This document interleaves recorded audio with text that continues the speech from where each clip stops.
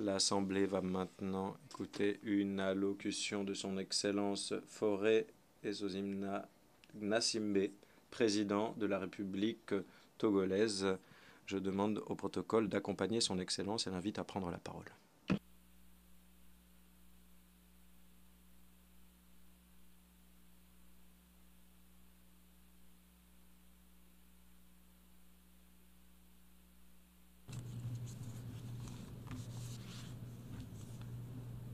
Monsieur le Président, Excellences, Mesdames et Messieurs les chefs d'État et de gouvernement, Monsieur le Secrétaire général des Nations Unies, distingués invités, Mesdames et Messieurs, l'histoire des Nations Unies est celle de la confiance dans des réponses collectives aux crises les plus graves.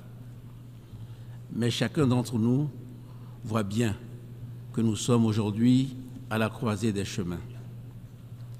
D'une part, notre modèle multilatéral et nos institutions vieillissantes ne sont plus à même de faire face aux nouveaux défis qui sont, convenons-en, d'une complexité inédite.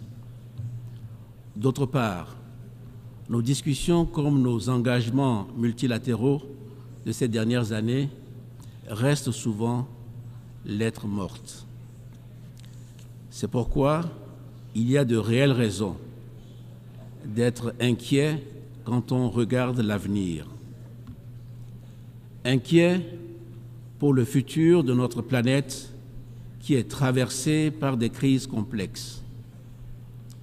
Inquiet pour le futur de notre jeunesse, au vu des défis dont elle hérite, et je pense bien sûr d'abord aux défis environnementaux. Inquiet enfin pour le futur de nos institutions qui ne sont pas adaptées aux réalités contemporaines et qui ne remplissent plus leurs promesses. Nous n'avons donc pas le choix. Nous ne pouvons pas persister dans des systèmes qui peinent à tenir leurs promesses et qui ne reflètent plus les réalités du monde. Nous devons nous engager dans une transformation profonde. C'est pourquoi je me présente devant vous aujourd'hui avec une conviction et une vision claire pour l'avenir.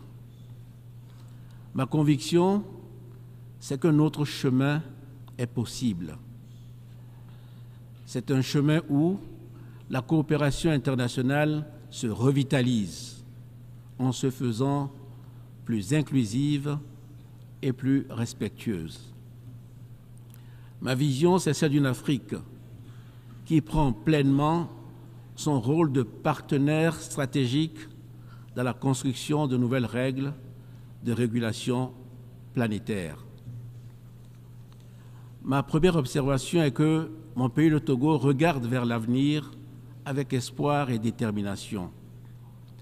Au Togo, nous travaillons à un développement qui doit être durable, mais aussi équitable et inclusif. Pour cela, nous savons qu'il nous faut bâtir un État fort, visionnaire et protecteur.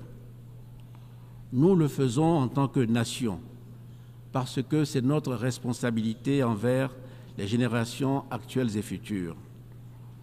Cela passe par des investissements massifs dans nos systèmes d'éducation et de santé. Cela passe par la réduction de la fracture numérique. Cela passe aussi par notre engagement dans la transition écologique comme par notre action en faveur de l'égalité de genre. Ma deuxième observation, c'est que regarder vers l'avenir aujourd'hui, c'est regarder vers l'Afrique. Notre continent n'est plus seulement une région en développement, c'est tout simplement le prochain moteur de la croissance mondiale. Car c'est en Afrique que se trouve et se trouvera encore pour longtemps la jeunesse mondiale. C'est là que se trouvera le potentiel de développement le plus fort pour les marchés émergents liés à l'innovation technologique et à l'entrepreneuriat. C'est notamment en Afrique que l'économie verte et bleue offre des opportunités considérables pour un développement durable. Notre continent est riche en ressources naturelles. Correctement exploitées, elles peuvent transformer l'Afrique en un pôle mondial d'énergie propre et renouvelable. C'est aussi là que nous devons expérimenter les nouveaux modèles de partenariat dont nous avons besoin, notamment entre le secteur privé et le secteur public. Ma troisième observation, c'est que la réponse aux défis de notre temps suppose une coopération multilatérale efficace. Les défis alimentaires, sécuritaires ou écologiques dépassent ce que chaque pays est capable de gérer efficacement à lui seul. De plus, il s'agit de crises fondamentalement asymétriques. Ces crises qui impactent rapidement et durement des régions du monde qui ne sont pas directement responsables de leurs causes. C'est pourquoi je redis ici ma conviction profonde. D'abord, face à ces menaces globales, il n'y a d'avenir meilleur pour les générations actuelles et futures que dans l'action collective et coordonnée de nos États. Et ensuite, cette action collective doit se mener à l'intérieur de cadres politiques mondiaux rénovés. Ceci est vrai en particulier pour nos efforts d'adaptation et de résilience climatique. L'Afrique est l'une des régions les plus vulnérables aux effets du changement climatique.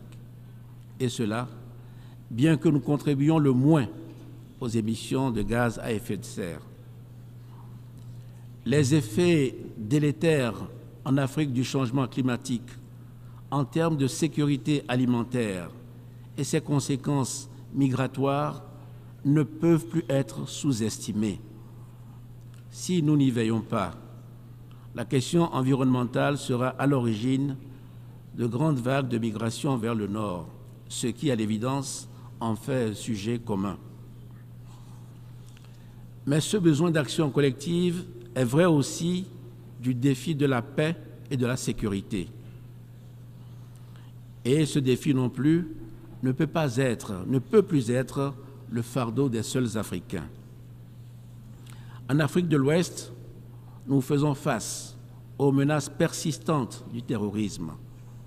Selon moi, la réponse repose sur une combinaison de dialogue inclusif, de réformes sécuritaires et d'initiatives de développement économique pour éradiquer les causes profondes de la violence.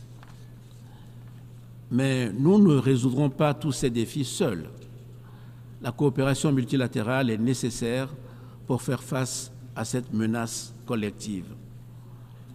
Nous le savons tous, le développement, la transition climatique comme la sécurité sont devenus des sujets qu'il faut aborder de façon multilatérale. Mais pour cela, il faut d'abord réinventer notre modèle de coopération internationale et ceci me conduit à ma dernière observation. Il n'y aura pas de coopération internationale renforcée sans un nouveau modèle de partenariat plus équitable et plus respectueux des États africains. Nous avons un besoin urgent de réinventer le modèle du multilatéralisme pour rééquilibrer les efforts dans la coopération internationale. Dans ce cadre, notre continent, l'Afrique, mérite une attention particulière. Tout d'abord, il faut davantage de respect et de dignité pour les États africains sur la scène internationale.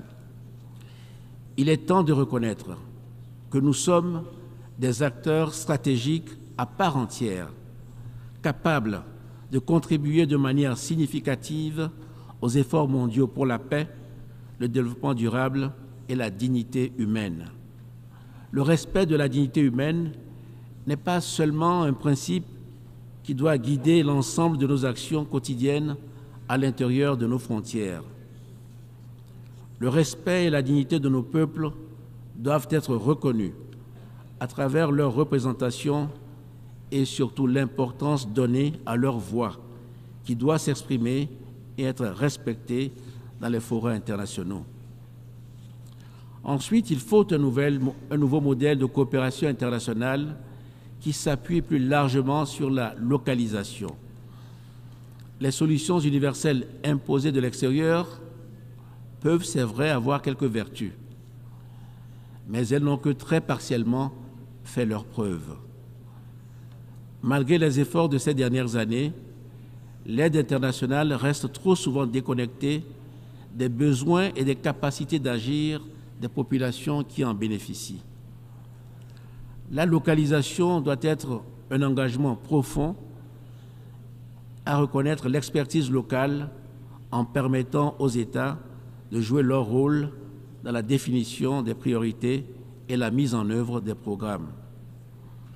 Le Togo est résolu à être un acteur de premier plan dans cette transformation. Je lance un appel à tous les acteurs internationaux pour qu'ils soutiennent une coopération plus équitable et respectueuse. Excellences, Mesdames et Messieurs, l'Afrique est prête.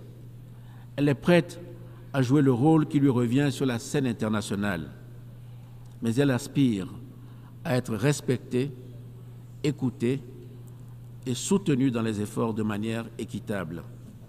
Ensemble, travaillons à construire un monde où chaque nation, chaque individu peut vivre avec dignité, en harmonie avec les autres et avec notre planète. Je vous remercie.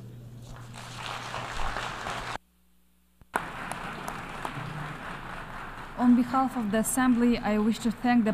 Au nom de l'Assemblée, je remercie le président de la République du Togo.